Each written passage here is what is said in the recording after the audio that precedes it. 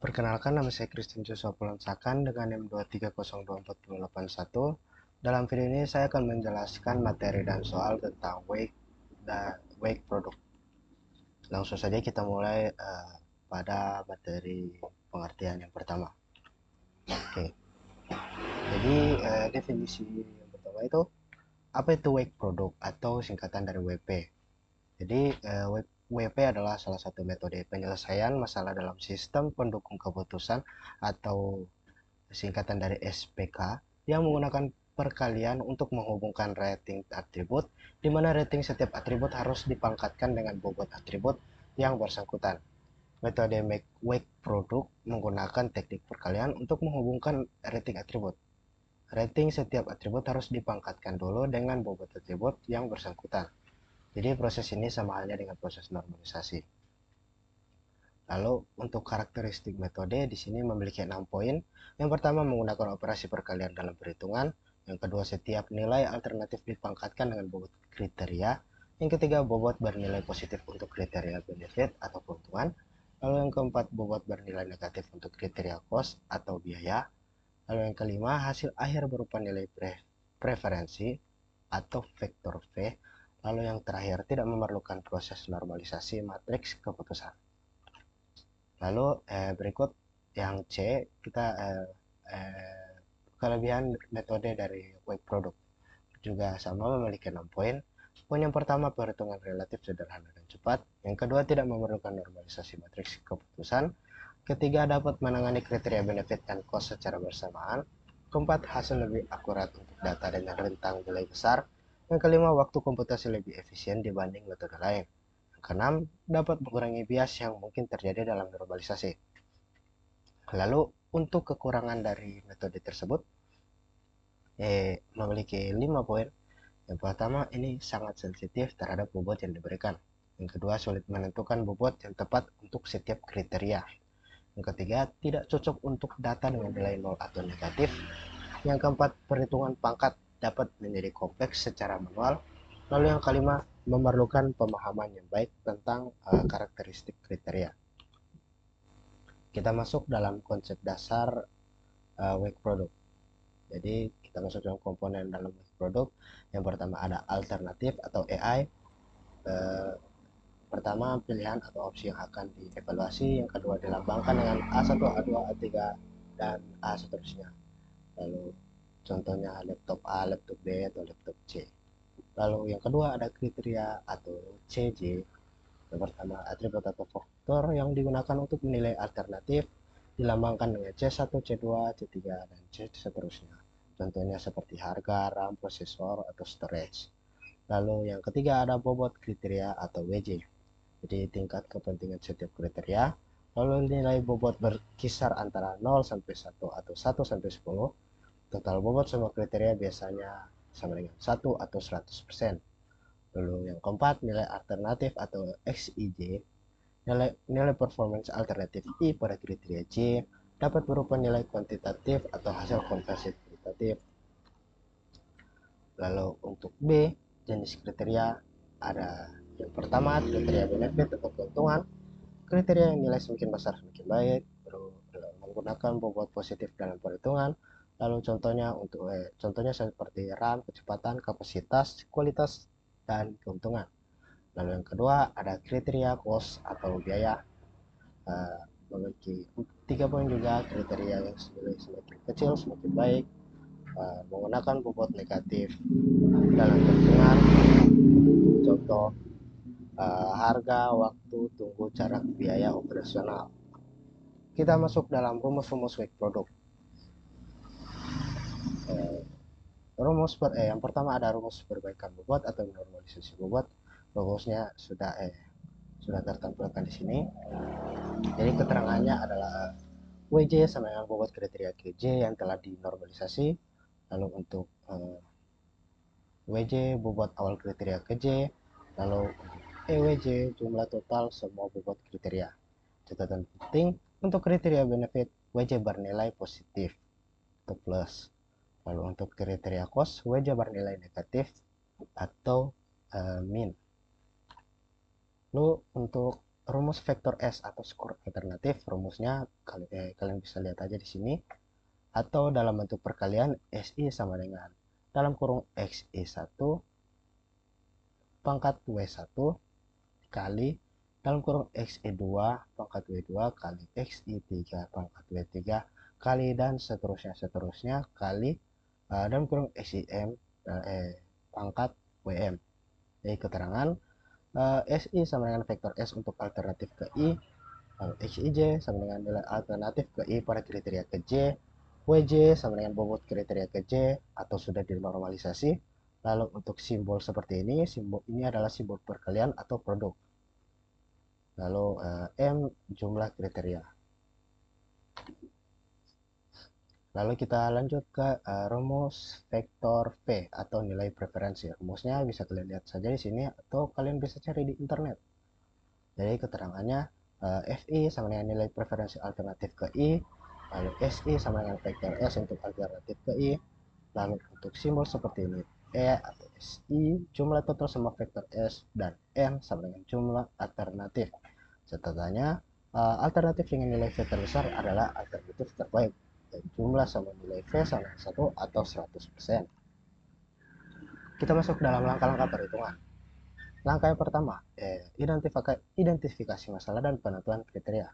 Di tahapannya, yang A, tentukan alternatif yang akan dievaluasi A1, A2, dan A seterusnya. Lalu yang B, tentukan kriteria yang akan digunakan, contohnya C1, C2, dan seterusnya. Lalu yang C, tentukan jenis setiap kriteria atau benefit atau cost. Lalu yang D, tentukan bobot awal untuk setiap kriteria, contohnya seperti W1, W2, dan seterusnya. Lalu yang E, kumpulkan data nilai setiap alternatif pada setiap kriteria. Contoh, alternatif A1, A2, A3, kriterianya C1 atau harga atau cost, C2 RAM atau benefit. Lalu C3, speed atau benefit. Lalu untuk bobot W1 sama dengan W3, W2 sama dengan W1 sama dengan 3, W2 sama dengan 4, dan W3 sama dengan 5. Langkah yang kedua, normalisasi bobot. Normalisasi bobot memiliki tahapan yang A hitung total semua bobot, EW sama dengan W1 plus W2 sampai seterusnya sampai dengan WM. Lalu untuk B, bagi setiap bobot dengan total bobot WJ sama dengan WJ garis miring EW. Lalu untuk C, ubah tanda bobot sesuai jenis kriteria. Contoh kriteria benefit ke WJ tetap positif. Lalu kriteria cost ke WJ ubah menjadi negatif. Contoh perhitungan, EW sama dengan 3 plus 4 plus 5 sama dengan 12. W1 sama dengan 3 per 12 sama dengan 0,25 ke cos jadi W1 sama dengan min 0,25. Lalu W2 sama dengan 4 per 12 sama dengan 0,33. Jadi benefit jadi W2 sama dengan plus 0,33. Lalu W3 sama dengan 5 per 12 sama dengan 0,42. Jadi benefit jadi W3 sama dengan plus 0,42. Lalu untuk langkah ketiga, menghitung vektor S. Tahapan untuk setiap alternatif pangkatkan nilai kriteria dengan bobotnya dan kalikan semua hasil pangkat untuk mendapatkan SI. Contoh, untuk alternatif A1 dengan nilai X11 sama dengan 8, X12 sama dengan 16, X13 sama dengan 3,2. Lalu S1 sama dengan kalian bisa lihat aja di sini. Lalu sampai dengan hasilnya S1 sama dengan 2,7981. Ulangi untuk semua alternatif sampai dengan S2, S3, dan S seterusnya sampai dengan SL. Untuk langkah keempat, menghitung vektor V. Tahapan A hitung total semua vektor S, ES sama dengan S1 plus S2 plus sampai dengan seterusnya sampai dengan SN. Lalu yang B, bagi setiap SI dengan total ES untuk mendapatkan VI.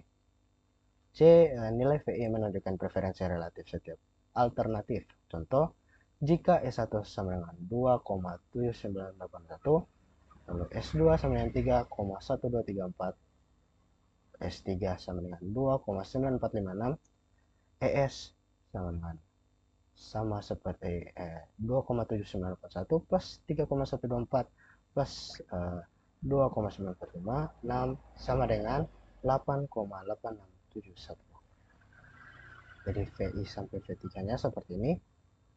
VI 2,7981 per 8,8671 sama dengan 0,3155 memiliki 31,55%.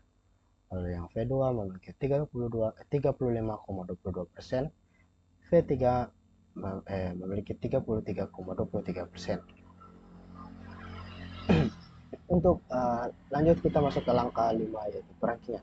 Tahapannya urutan alternatif berdasarkan nilai V dari terbesar ke terkecil, lalu alternatif dengan nilai V tertinggi sama dengan alternatif terbaik, lalu C buat tabel ranking hasil akhir. Contoh hasilnya seperti ini.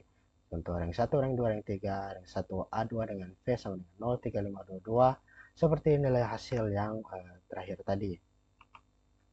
Jadi kesimpulan alternatif A2 adalah pilihan terbaik. Oke, kita masuk dalam contoh soal. Jadi contoh soal sini memiliki kasus pemilihan laptop untuk kantor. Jadi sebuah perusahaan akan membeli laptop untuk karyawannya. Ada 4 alternatif laptop yang akan dipilih berdasarkan 5 kriteria tersebut. Jadi alternatif sini memiliki 4. Yang pertama ada laptop Asus, laptop Lenovo, laptop HP, dan laptop Dell.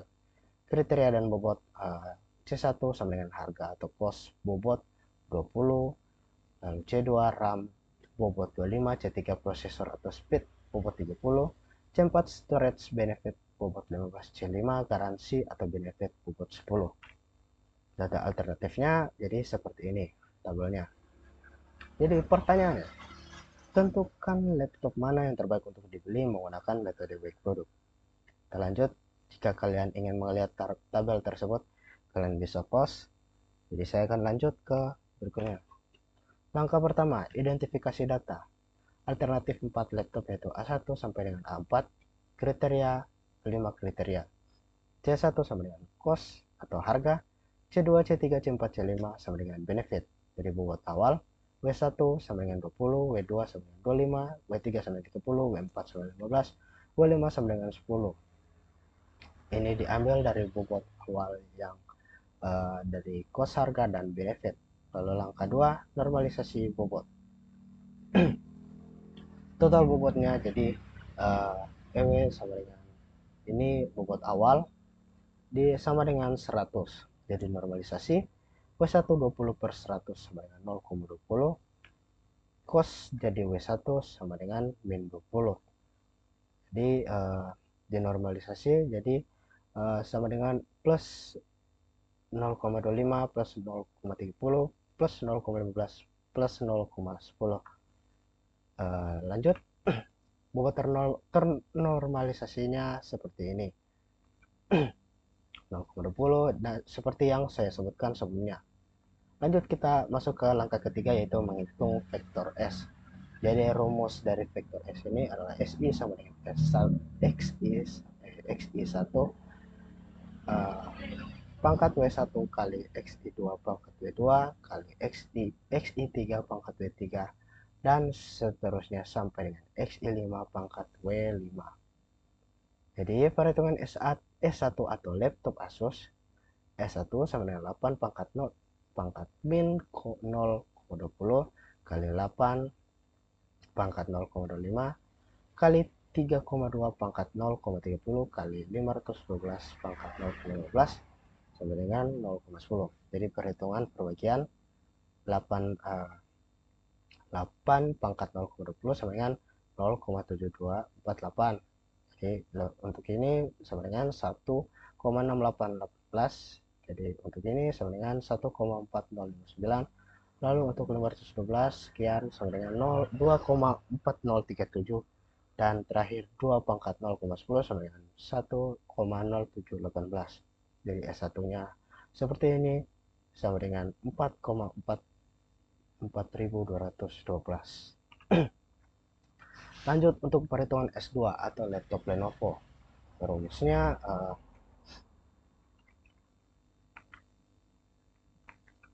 sama seperti tadi, cuma bedanya di awalnya saja. Jadi perhitungan perbagiannya 7 pangkat 0,20 sekian 0, hasilnya 0,7481. Kalian bisa lihat saja nilainya di bawah ini, S2 0,7481 lalu dikalikan 2,0000 kali 1,3623 kali 2,2974 kali 1,1161 sama dengan 5,2258. Lalu untuk perhitungan S3 atau laptop HP, jadi rumusnya seperti ini.